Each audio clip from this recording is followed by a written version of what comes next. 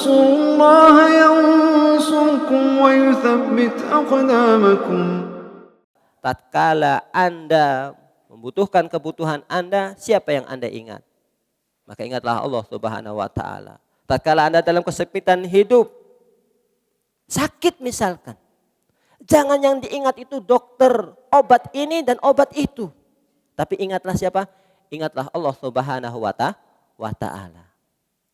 Demikianlah yang diajarkan oleh Nabi Ibrahim kepada kita. Alladzi khalaqani, dialah Allah yang menciptakan aku. Fahuwa yahdini, dan dia pasti akan memberikan hidayah kepada diriku.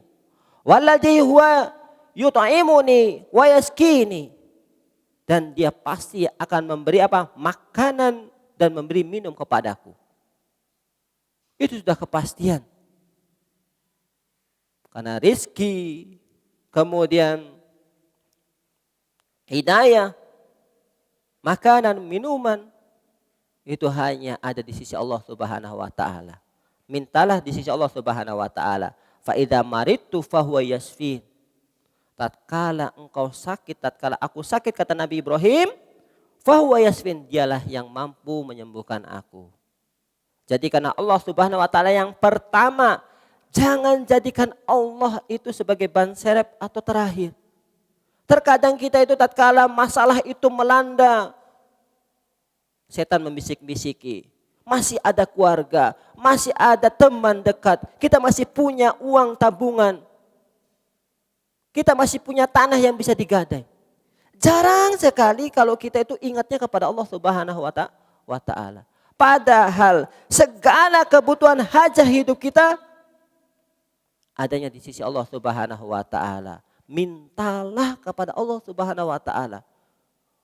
Tatkala rezeki kita kurang, ekonomi kita lemah, langsung pertama kali yang diingat Allah Subhanahu wa taala.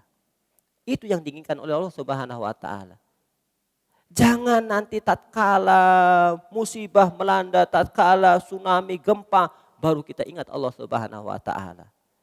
Tapi ingatlah, ta'aruf ilallah firraha ya'rifka fisiddah.